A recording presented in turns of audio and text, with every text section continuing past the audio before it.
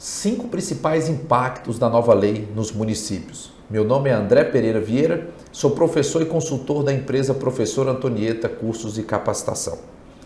Como é sabido, a nova lei de licitações, ela inovou em vários pontos relativos às contratações públicas. Para a esfera federal, não vai haver uma mudança muito significativa, porque a nova lei, a grosso modo, ela é um compilado das normas infralegais, da administração federal, portarias, instruções normativas e decretos que foram trazidos para o texto geral da nova lei. Então, para a administração federal, não tem tanto impacto como vai ter para os municípios. A ideia desse vídeo é demonstrar para vocês aqui um pouquinho sobre esses principais impactos. Lógico que impactou em vários outros, mas esse aqui já dá para a gente ter uma dimensão da necessidade que nós vamos ter de implantar rotinas e procedimentos para que a gente possa seguir a nova lei de licitações dentro do que ela determina. Então, 5 principais impactos. Primeiro, transformação no planejamento da contratação. A nova lei instituiu o estudo técnico preliminar, gerenciamento de riscos, plano de contratação anual. Isso tudo já existia na esfera federal, porém, para a municipalidade, para a maioria da administração municipal, isso vai ser uma novidade. Nós vamos falar sobre cada um desses pontos. Outra novidade também tem a ver com a obrigação de realizar o pregão na forma eletrônica. Então, hoje, pela nova lei de licitações, todo mundo está obrigado a utilizar o pregão. Aí nós vamos ver que tem exceção em relação à forma eletrônica. Mas o que impacta? A lei 10.520, que é a lei do pregão, que ainda vai ficar vigente até abril de 2023, ela cria a modalidade, mas não torna obrigatório o seu uso. Na nova lei de licitações, tem a modalidade de pregão e o seu uso é obrigatório para bens e serviços comuns. Então, essa vai ser uma diferença também para quem não vem aplicando o pregão nas suas contratações de bens e serviços comuns. Outro impacto tem a ver com a prorrogação dos contratos. A nova lei, ela trouxe um diferencial em relação aos prazos dos contratos administrativos, incluindo também a questão de possibilidade de prorrogação no caso de fornecimentos contínuos. Então, também é uma novidade. Isso aí é para todos, tanto para a administração federal quanto para a municipalidade. Temos também outro impacto em relação às contratações diretas por valor, as dispensas de licitação por valor. Sofreu alteração o valor da dispensa e também sofreu alteração o procedimento para se contratar a dispensa por valor. Também veremos neste vídeo aqui. E o sistema de registro de preço. O sistema de registro de preço, ele trouxe para o texto geral da lei muita coisa que era regulamentado pela esfera federal, pelo decreto 7892 de 2013. Então a nova lei agora, muita coisa que já estava regulamentada na esfera federal foi incluída no texto geral aqui da nova lei de licitações e temos um ponto importante também de alteração substancial, que seriam as dispensas e inexigibilidades para o sistema de registro de preço, que tem agora esta possibilidade. Então vamos lá, vamos verificar aqui cada um desses principais impactos e verificar se vocês já estão se preparando ou já estão preparados para utilizar a nova lei aqui. Primeiro impacto, a transformação no planejamento, ETP, gestão de riscos e plano de contratação anual. O artigo 6º da nova lei, ele traz o seguinte, inciso 20. Estudo técnico preliminar é o documento constitutivo da primeira etapa do planejamento de uma contratação, que caracteriza o interesse público envolvido e a sua melhor solução, e dá base ao anteprojeto, ao termo de referência ou ao projeto básico a serem elaborados, caso se conclua pela viabilidade da contratação. O estudo técnico preliminar, ele é a base da base. Ele vai fazer com que a sua prefeitura venha a diagnosticar qual é o problema, ou seja, qual é a necessidade que vocês têm, quais são as soluções para suprir essas necessidades e dentro das soluções qual é a que melhor vai suprir, ou seja, qual é a solução mais eficiente, o melhor custo-benefício, aonde a sua administração vai ter a sua necessidade satisfeita pelo melhor custo-benefício. Então, o estudo técnico preliminar, ele vai servir de base para a elaboração do seu termo de referência, ou do seu projeto básico, ou do seu anteprojeto, dependendo da modalidade e da forma de licitação que o seu objeto tiver disponível de acordo com o que a legislação determina. Então, o estudo técnico preliminar, ele é uma excelente ferramenta para que a gente diminua as chances de licitações fracassadas, desertas ou que não atendam de fato às nossas reais necessidades. Quando a gente, porventura, compra alguma coisa ou contrata algum serviço e depois verifica que não era bem aquilo que a gente necessitava. O ETP vai ajudar a sua prefeitura nisso daí. Bom, temos o que mais aqui no planejamento? O artigo 11, parágrafo único, ele vem falar do gerenciamento de riscos. Ele diz que a alta administração do órgão ou entidade é responsável pela governança das contratações e deve implementar processos e estruturas, inclusive de gestão de riscos e controles internos, para avaliar, direcionar e monitorar os processos licitatórios e os respectivos contratos, com o intuito de alcançar os objetivos estabelecidos no caput deste artigo, promover um ambiente íntegro e confiável, assegurar o alinhamento das contratações ao planejamento estratégico e às leis orçamentárias, e promover eficiência, efetividade e eficácia em suas contratações.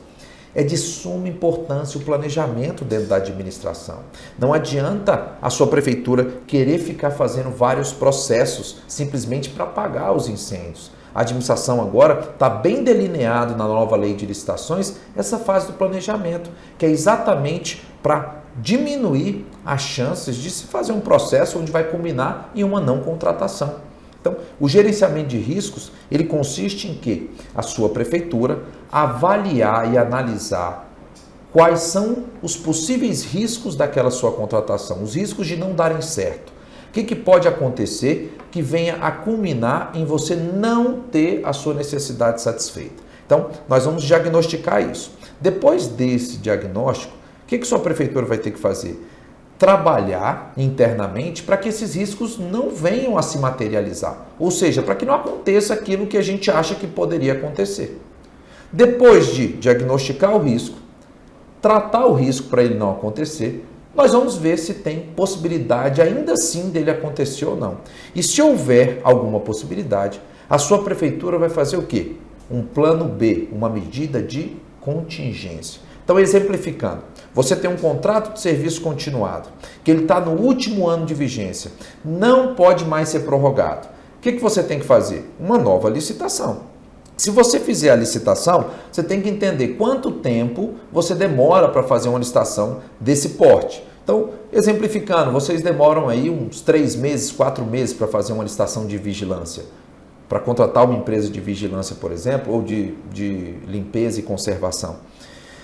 Você vai colocar esse risco. Bom, são 3 meses, 4 meses para fazer, então vamos começar com um pouco mais de antecedência, porque nós não podemos ficar sem esse serviço. Ele é essencial, então aí começa a gestão de risco. Você trabalha com essa gestão. Fez a análise, poxa, deixa eu começar com mais antecedência, com 5 meses, 6 meses de antecedência, tá? Bom, tratei o risco, né? Tá ok. Um deles, né? Só para exemplificar. Tratei, mas mesmo assim ainda não pode acontecer alguma coisa ruim, sei lá, a licitação ficar fracassada, ficar deserta, a empresa que ganhar não vir assinar o contrato, desistir, ela não deve fazer isso, mas ela pode, infelizmente. Então, temos que pensar nesses pormenores. E, se mesmo começando com antecedência não vier a ficar pronto o processo, plano B, a medida de contingência, que seria o quê? Bom, se é um serviço essencial, não pode ficar sem, porque vai trazer prejuízo, ou então vai impactar aqui na segurança de bens públicos ou particulares. O que acontece? Estamos diante de uma situação emergencial. Plano B seria o quê? Uma contratação emergencial, um processo de dispensa emergencial para não ficarmos sem aquele serviço, e o contrato emergencial ele iria ter a vigência até o momento que a gente conseguisse uma contratação dentro da modalidade escolhida, que deveria ser a modalidade de pregão, por se tratar de um serviço comum. Então, é assim que funciona o gerenciamento de riscos. A administração nada mais, nada menos do que fazer aquilo que vai ter a maior chance de culminar na contratação que realmente ela espera. E dentro desse planejamento aqui também, né, nós temos o plano de contratação anual. Tudo ligado com planejamento. Artigo 12 da nova lei, no processo licitatório, observar-se-á o seguinte, inciso 7. A partir de documento de formalização de demandas, os órgãos responsáveis pelo planejamento de cada ente federativo poderão, na forma de regulamento, elaborar plano de contratações anual, com o objetivo de racionalizar as contratações dos órgãos e entidades sob sua competência, garantir o alinhamento com seu planejamento estratégico e subsidiar a elaboração das respectivas leis orçamentárias. O plano de contratação anual já existe para a esfera federal também. A legislação já impõe essa prática. O que significa? No que consiste o plano de contratação anual? Significa que, no ano vigente, a administração vai já pensar nas necessidades do ano seguinte e já vai pontuar o que é que vai ser preciso comprar e contratar e com as datas das necessidades, para que você tenha tempo hábil para planejar a sua contratação. Exemplificando, sua prefeitura precisa de comprar material de expediente para repor o estoque que geralmente dura até fevereiro e março, mais ou menos. Você sabe, então, que você em março vai precisar do material já comprado. Então, sua licitação tem que ser feita antes, obviamente. E se você demora em média 3 meses para poder fazer uma contratação desse tipo, você vai ter que começar a licitação em dezembro deste ano aqui ainda para você poder utilizar, né, desse material lá em fevereiro ou março. E se for colocar gestão de riscos, ainda começar com uma antecedência um pouquinho maior.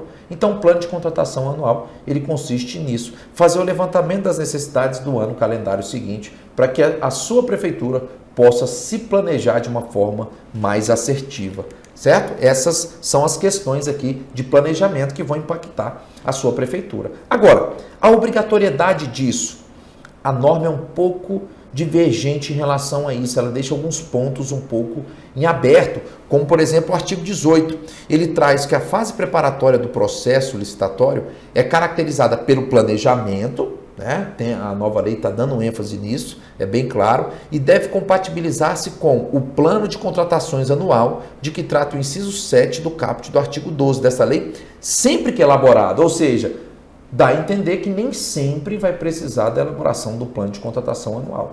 Vamos ver como é que vão ficar os regulamentos. Na esfera federal, já tem um regulamento que traz lá quando que vai ser obrigado, quando que não vai ser obrigado a utilização do plano de contratação anual. Sua prefeitura também vai depender de um regulamento como este para poder verificar quando é que a sua compra vai precisar de um plano de contratação anual ou que tipo de contratação que não vai ser necessário. Sempre que elaborado e com as leis orçamentárias, bem como abordar todas as considerações técnicas, mercadológicas e de gestão que podem interferir na contratação, compreendidos, inciso 1, a descrição da necessidade da contratação fundamentada em estudo técnico preliminar que caracterize o interesse público envolvido.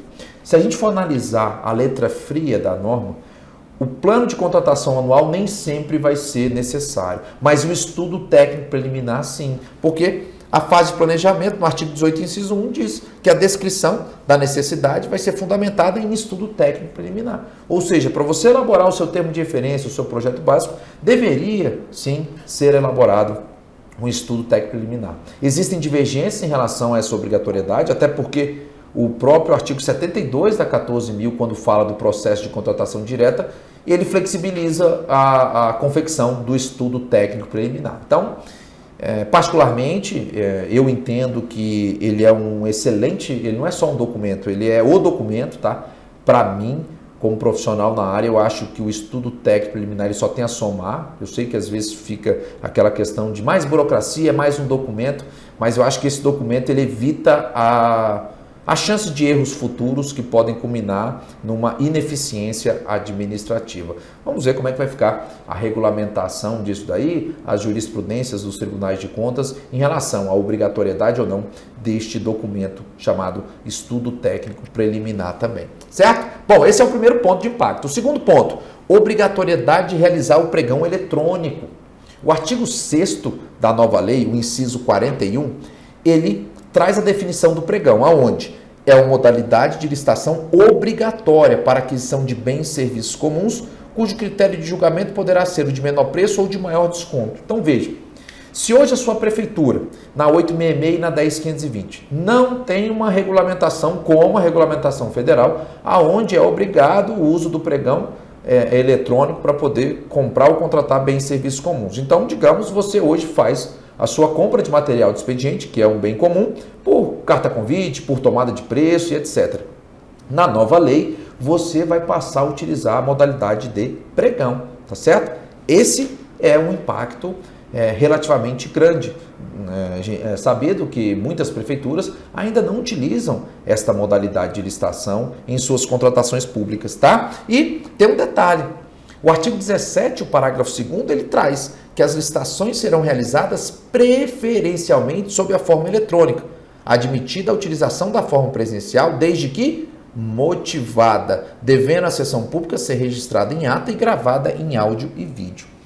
O que isso quer dizer? Que o gestor pode escolher se vai fazer o pregão presencial ou eletrônico? Muita gente se equivoca aqui. Quando a norma fala preferencialmente, é para exatamente dar preferência. E o ato administrativo, ele precisa de alguns requisitos para ser válido, né? Um deles é exatamente estar dentro da legalidade e ter a devida motivação. Então, a sua prefeitura não vai simplesmente poder escolher, olha, eu não vou fazer o pregão eletrônico porque eu posso escolher. Não, é para fazer sim o pregão na forma eletrônica e aí sim, se tiver alguma barreira, o seu gestor vai justificar. O caso de inviabilidade técnica ou o caso em que você demonstre que não vai ser vantajoso para a sua administração fazer o pregão na forma eletrônica, seja pelas peculiaridades de mercado, etc., nessa transição que a gente está tendo aqui agora, por exemplo. Mas a regra é que seja feita a utilização da forma eletrônica do pregão. Então isso vai ser um grande impacto para muitas prefeituras que sequer fazem pregão. Ainda não estão fazendo pregão e já vão passar a ter a obrigatoriedade de fazer o pregão ainda na forma eletrônica, tá? Essa é a nova regra. Então, quando a norma falar aqui preferencialmente, é como se fosse um obrigatoriamente disfarçado. Bom, o gestor vai dar preferência para o eletrônico. Quando que não vai fazer o eletrônico? De forma motivada. O que é motivação? Pressuposto de fato e de direito. Então, se eu estou saindo da literalidade da norma, que me diz que era para utilizar preferencialmente a forma eletrônica, eu estou partindo para a forma presencial, eu tenho que ter uma motivação para isso. Eu tenho que explicar no processo que não tem como eu fazer de forma vantajosa o pregão na forma eletrônica para a minha administração, certo? Então não é simplesmente uma questão de escolha, tem que ter uma motivação, tá? Mas tem exceção, tem. Artigo 176 da nova lei traz a seguinte redação: os municípios com até 20 mil habitantes terão prazo de 6 anos contado da data de publicação desta lei para o cumprimento. Inciso 2 ele fala, olha lá, da obrigatoriedade de realização da licitação sob a forma eletrônica, a que se refere o parágrafo 2º do artigo 7º do artigo 17 desta lei. Ou seja, esse pregão preferencialmente eletrônico é regra geral. Quem está na exceção? Municípios com até 20 mil habitantes. Vão ter 6 anos para ter que cumprir essa regra de fato realizar o pregão na forma eletrônica. Porém, são 6 anos de quando a lei foi publicada em 2021.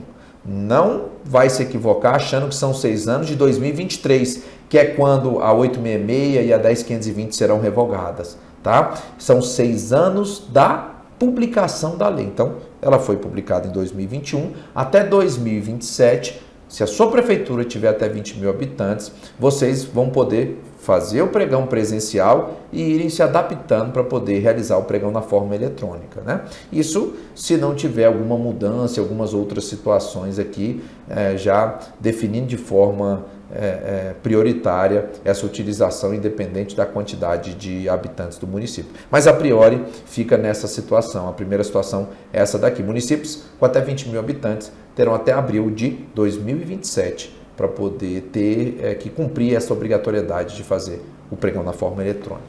Bom, então essa é o segundo impacto. E vamos para o terceiro. O terceiro impacto tem a ver com a vigência dos contratos. O artigo 107 da nova lei traz que os contratos de serviços e fornecimentos contínuos poderão ser prorrogados sucessivamente, respeitada a vigência máxima decenal, desde que haja previsão em edital e que a autoridade competente ateste que as condições e os preços permanecem vantajosos para a administração. permitida a negociação com o contratado ou a extinção contratual sem ônus para qualquer das partes. O que acontece? Duas inovações. Na 866, nós tínhamos um prazo de vigência de até 60 meses quando se tratava de serviços continuados. A nova lei trouxe agora que serviços continuados, o prazo pode ir até 10 anos, ou seja, 120 meses. Foi dobrado o prazo possível de vigência de um contrato de serviço continuado. E a outra novidade tem a ver com a questão do fornecimento continuado também. Então, a nova lei, ela trouxe mudança na vigência do serviço continuado e implantou, inovou em relação à definição do fornecimento continuado, que também pode ter vigência de até 10 anos, né? Conforme o artigo 107 da nova lei. E o que vem a ser serviços contínuos e fornecimentos contínuos? Está lá no artigo 6º, inciso 15 da 14.133. Serviços e fornecimentos contínuos são serviços contratados e compras realizadas pela administração pública para a manutenção da atividade administrativa decorrentes de necessidades permanentes ou prolongadas. Então, hoje vai entrar muita coisa no fornecimento contínuo. No serviço continuado, nós já temos ali algumas coisas já até meio que pré-catalogadas, como serviço de limpeza, serviço de vigilância e etc. Considerado como contínuos, porque não pode sofrer interrupção, porque vai atrapalhar, sim, a atividade fim da administração pública. E agora alguns fornecimentos contínuos, né, também vão poder ter os seus contratos prorrogados por até 10 anos. Então vai ter esse impacto aqui também em relação à vigência dos contratos. E não só isso. Uma outra inovação em relação à vigência contratual está lá no artigo 106, onde a administração poderá celebrar contratos com prazo de até 5 anos nas hipóteses de serviços e fornecimentos contínuos observadas algumas diretrizes. O que isso quer dizer? Não confunda. A vigência é até 10 anos, mas a celebração do contrato já pode ser direto por 5 anos. Na 866 tem-se o costume de fazer o quê? De 12 meses a vigência contratual e vai prorrogando, por exemplo, um serviço continuado até 5 anos. Na nova lei, você já pode, num serviço continuado ou um fornecimento continuado, celebrar o contrato logo por 5 anos direto, podendo prorrogar então por mais 5, já que a vigência é decenal, ou seja, por até 10 anos a vigência desse contrato. Então, essa é uma outra inovação que nós temos na 14.000 em relação à vigência dos contratos, um outro impacto que vai mudar aí a sistemática dentro da sua prefeitura. Bom, quarto impacto tem a ver com as contratações diretas, né? O processo que mais é utilizado na administração pública hoje, apesar de ser exceção, chama-se contratação direta por valor. E como eu falei anteriormente, houve uma alteração aqui em relação tanto ao valor da dispensa por valor, quanto em relação ao procedimento. Hoje, o artigo 75 da 14.000 traz em seu inciso 1 que obras, serviços e manutenção de veículos até R$100.000 vão poder ser dispensados os processos de licitação. Mudou um pouquinho o valor, que a lei foi atualizada, né? Foi reajustado o valor para R$108.000. E o inciso 2 fala lá que até 50, e agora é 54.000 pela atualização, demais serviços e compras poderão também ser dispensados os processos de licitação tradicionais, podendo ser realizada a contratação direta. Porém, como era a contratação direta, ou como é quem está utilizando ainda a 8666 hoje? Você faz um processo, faz uma pesquisa com 3 fornecedores e compra do menor. Não tem, geralmente, publicidade, não tem nada que as outras empresas possam ficar sabendo daquela contratação. Já na nova lei, qual foi a inovação neste procedimento? O artigo 75, parágrafo 3º, ele diz que as contratações de que tratam os incisos 1 e 2 do caput desse artigo, ou seja, as dispensas por valor, serão preferencialmente precedidas de divulgação de aviso em sítio eletrônico oficial pelo prazo mínimo de 3 dias úteis, com a especificação do objeto pretendido e com a manifestação de interesse da administração em obter propostas adicionais de eventuais interessados, devendo ser selecionada a proposta mais vantajosa.